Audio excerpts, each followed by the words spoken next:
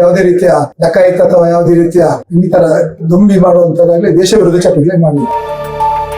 ಇವತ್ತಿಗೂ ಕೂಡ ನಾನು ಹೇಳಿದ್ದೇನೆ, ರಾಹುಲ್ ಗಾಂಧಿ ನಶೆಯಲ್ಲಿದ್ದಾರೆ ಅಂತ. ಖಂಡಿತವಾಗಿ ರಾಹುಲ್ ಗಾಂಧಿ ಅವರು ಈ ರಾಜ್ಯಕ್ಕೆ ನಶೆಯಲ್ಲಿದ್ದಾರೆ.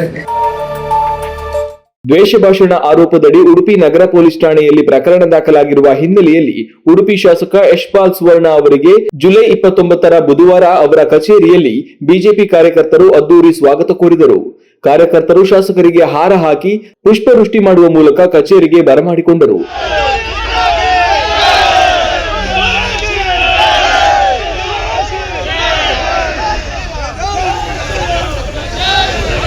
ಈ ವೇಳೆ ರಾಷ್ಟ್ರೀಯವಾದಿ ಶಾಸಕರಿಗೆ ಜೈ ಎಂದು ಘೋಷಣೆಗಳನ್ನ ಕೂಗಿದರು.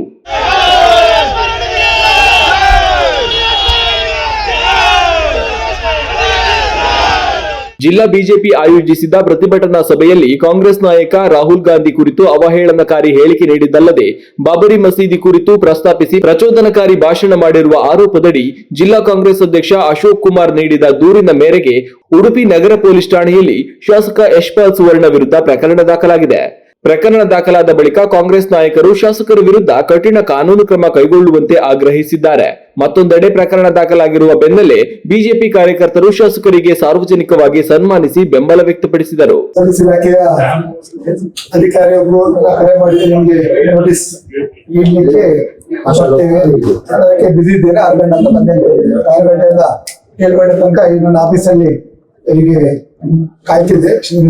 ಖಂಡಿತವಾಗಿಯೂ ಪೊಲೀಸ್ ಅವರ ಕರ್ತವ್ಯವನ್ನು ಮಾಡಿದ್ದಾರೆ. ಯಾವುದೇ ನೋಟಿಸ್ ಕೊಟ್ಟರೆ ಅದನ್ನು ತಗೊಳ್ಳಿಕ್ಕೆ ನಾವು ಯಾವುದೇ ರೀತಿಯ ಡಕಾಯಿತ ಅಥವಾ ಯಾವುದೇ ರೀತಿಯ ಈ ತರ ದುಂಬಿ ಮಾಡುವಂತದಾಗಲಿ ದೇಶ ವಿರೋಧಿ ಚಟುವಟಿಕೆ ಮಾಡಲಿಲ್ಲ. ಅದರಿಂದಾಗಿ ನಮ್ಗೆ ಹೆಮ್ಮೆ ಉಂಟು. ನಮ್ಮ ಕಾರ್ಯಕರ್ತ ನಾವೆಲ್ಲರೂ ಸೇರಿ ಇವತ್ತು ನಮ್ಮ ದೇಶದ ನಮ್ಮೆಲ್ಲರ ಹೆಮ್ಮೆ ನರೇಂದ್ರ ಮೋದಿ ಅವರು ಯಾವ ರೀತಿ ದೇಶವನ್ನು ಮುನ್ನಡೆಸಿದ್ದಾರೆ, ವಿಶ್ವ ಯಾವ ರೀತಿ ನರೇಂದ್ರ ಮೋದಿ ಗೌರವ ಕೊಡುತ್ತೆ ಎಂಬುದರ ಬಗ್ಗೆ ನಮಗೆಲ್ಲ ವಿಶ್ವದ ಇತರ ರಾಷ್ಟ್ರಗಳು ಕೂಡ ಅವರಂತ ಒಬ್ಬ ವ್ಯಕ್ತಿ ನಮ್ಮ ದೇಶ ಪ್ರಧಾನಿ ಅಪೇಕ್ಷೆ ಪಟ್ಟಾಗ ಖಂಡಿತವಾಗಿ ಅಂತ ವ್ಯಕ್ತಿಯ ಬಗ್ಗೆ ಬಹಳ ಹಗುರವಾಗಿ ಮಾತಾಡುವಂತಂತ ವ್ಯಕ್ತಿಯ ಬಗ್ಗೆ ಬಹಳ ಒಂದು ಅನ್ಪಾರ್ಲಿಮೆಂಟ್ ಆಗಿ ಕೆಲವೊಂದು ಪ್ರತಿಭಟನೆಯಲ್ಲಿ ಅವರ ವಿಚಾರವನ್ನು ತೆಗೆದಾಗ ನಮಗೆ ಅದನ್ನು ಸಹಿಸಲಿಕ್ಕೆ ಆಗಿತ್ತು.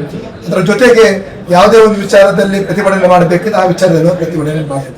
ನೀಟ್ ಎಂಬ ವಿಚಾರ ಈಗಾಗಲೇ ಅದು ಮುದ್ದೆ ಅಧ್ಯಯನವಾಗಿದೆ. ಯಾರು ವಿದ್ಯಾರ್ಥಿಗಳು ಅದರ ಪ್ರಕಾರ ಮತ್ತೊಮ್ಮೆ ಎಕ್ಸಾಮ್ ಮೂಲಕ ಪರೀಕ್ಷೆ ಬರೆದಿದ್ದಾರೆ, ಉತ್ತೀರ್ಣರಾಗಿದ್ದಾರೆ. ಅವರವರ ಯಾವ ಬೇರೆ ಬೇರೆ ಕಾಲೇಜ್ ಇಂಜಿನಿಯರಿಂಗ್ ಇರ್ಬೋದು, ಮೆಡಿಕಲ್, ಪ್ಯಾರಾಮೆಡಿಕಲ್ಗೆ ಸೇರ್ಪಡೆ ಬಗ್ಗೆ ಅದರಲ್ಲಿ ಒಂದು ವಿಚಾರದಲ್ಲಿ ತೊಡಗಿದ್ದಾರೆ. ಆದ್ರೆ 95% ಜನರು ಯಾರು ಈ ಪ್ರತಿಭಟನೆಯಲ್ಲಿ ಡೆಲ್ಲಿಯಲ್ಲಿ ಭಾಗವಹಿಸಿದ್ದಾರೆ, ಬಹುಶಃ ಅವರ ಹಿನ್ನೆಲೆ ಎಂಬುದನ್ನು ಇವತ್ತು 280 ಜನ ಡ್ರಗ್ ಅಡಿಕ್ಟ್ ಬೇರೆ ಬೇರೆ ಗುಂಡಾ ಕಾಯ್ದೆಯಲ್ಲಿ ಇರುವ ಎಂಬುದನ್ನು ಇವತ್ತು ಡೆಲ್ಲಿ ಪೊಲೀಸರು ತಮ್ಮ ವರದಿಯಲ್ಲಿ ದೃಢ ಮಾಡಿದ್ದಾರೆ. ಅದರಿಂದಾಗಿ ಕಾಂಗ್ರೆಸ್ ಪ್ರಥಮವಾಗಿ ಆ 280 ಜನರ ಒಂದು ಮಾಹಿತಿಯನ್ನು ಪಡ್ಕೊಂಡು ನಿಜವಾಗಿ ನಾವು ದೇಶದ್ರೋಹ ಯಾವುದಲ್ಲ ಎಂಬುದರ ಬಗ್ಗೆ ಅವ್ರ ಧ್ವನಿಯನ್ನು ಎತ್ತಬೇಕು.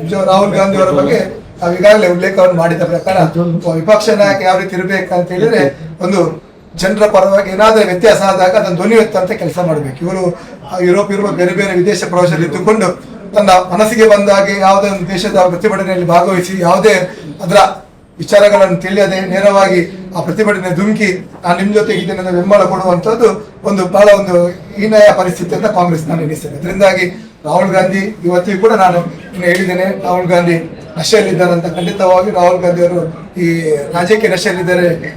ಹಿಂದುತ್ವ, ಅಭಿವೃದ್ಧಿ, ದೇಶದ ನಶೆಯಲ್ಲಿ ಅವರು ಇಲ್ಲ. ಅದರಿಂದಾಗಿ ರಾಹುಲ್ ಗಾಂಧಿ ಅವರು ಮತ್ತೊಮ್ಮೆ ಅವರನ್ನು ಸುಧಾರಿಸಿಕೊಳ್ಳುವಂತ ಒಂದು ಕೆಲಸ ಮಾಡಬೇಕು. ಇವತ್ತು ಸಂಸತ್ತಲ್ಲಿ ಕೂಡ ಇಡೆಟ್ ಎಂಬ ಪದವನ್ನು ಬಳಸಿದ್ದಾರೆ. ಖಂಡಿತವಾಗಿ ಇದು ಕಾಂಗ್ರೆಸ್ ಅವರಿಗೆ ಗೌರವ ತರುವಂತದಲ್ಲ. ಅದರಿಂದಾಗಿ ಕಾಂಗ್ರೆಸ್ಸಿಗರು ಯಾವ ರೀತಿ ಕಾಕ್ರೋಚ್ಗಳ ಜೊತೆ ಸೇರಿ ಪ್ರತಿಭಟನೆ ಮಾಡಿದರೆ ಬಹುಶಃ ಅವರ ವಿಪಕ್ಷ ನಾಯಕರನ್ನು ತಿದ್ದುವಂತ ಕೆಲಸ ಮಾಡಿದ್ರೆ ಒಂದು ದೇಶಕ್ಕೆ ಒಂದು ಒಳ್ಳೆಯ ಒಂದು ಸಂದೇಶವನ್ನು ಕಳಿಸಿದ್ದಾರೆ. ಅದರಿಂದಾಗಿ ಕಾಂಗ್ರೆಸ್ ನಾಯಕರು ಇರ್ಬೋದು, ಇವರು ಯಾರೆಲ್ಲ ಇವತ್ತು ಬಹಳಷ್ಟು ಕಮೆಂಟ್ಸ್ ಗಳನ್ನು ಮಾಡುವ ಮೂಲಕ ಪ್ರತಿಭಟನೆ ಮಾಡಿದಾರಲ್ಲ, ಇವತ್ತು ನಮ್ಮ ದೇಶದಲ್ಲಿ ಮಾತ್ರ ನಮ್ಮ ರಾಜ್ಯದಲ್ಲಿ ಯಾವ ರೀತಿಯ ಅದಕ್ಕೆ ವಿರೋಧ ವ್ಯಕ್ತಪಡಿಸಿ ಎಂಬುದು ಅವರು ಅರ್ಥ ಮಾಡಬೇಕು.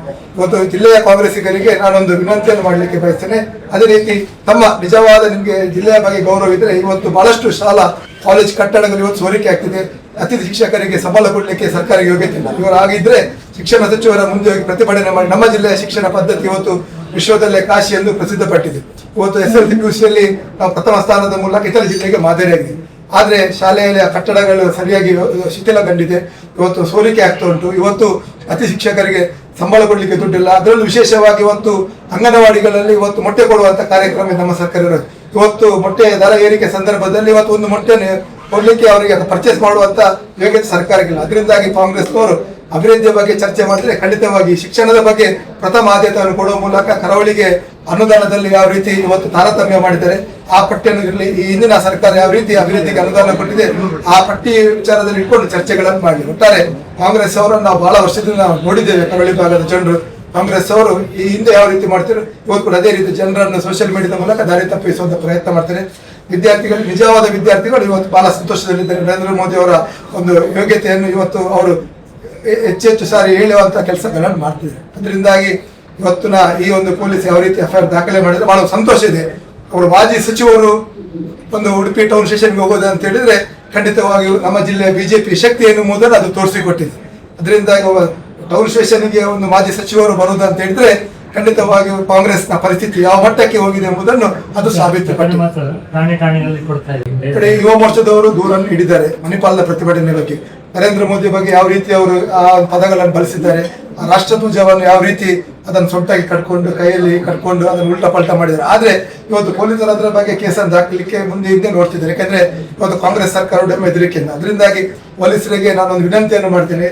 ರಾಷ್ಟ್ರೀಯ ಒಂದು ಚಿತ್ರದಲ್ಲಿರುವಂತಹ ಭಾರತೀಯ ಜನತಾ ಪಕ್ಷ ಖಂಡಿತವಾಗಿ ತಮ್ಮ ಜೊತೆಗೆ ಇರ್ತಾರೆ.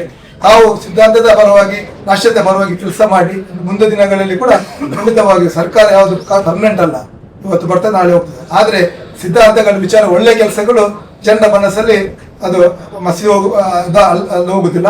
ಅದರಿಂದಾಗಿ ಕಾಂಗ್ರೆಸ್ಸಿಗರಿಗೆ ನೀವು ಎದುರಿ ಕೆಲಸ ಕಾರ್ಯವನ್ನು ಮಾಡಬೇಡಿ. ಇವತ್ತು ಪೊಲೀಸರು ಕರೆ ಮಾಡಿದಾಗ ಕೂಡ ನಾವು ಹೇಳಿದೆ, ಜನ ಇರ್ಬೋದು ಅಥವಾ ಇಲ್ಲದಿರ್ಬೋದು, ನೀವು ಬನ್ನಿ, ನಿಮ್ಮ ವಿರುದ್ಧ ನಮ್ದು ಹೋರಾಟ ಅಲ್ಲ.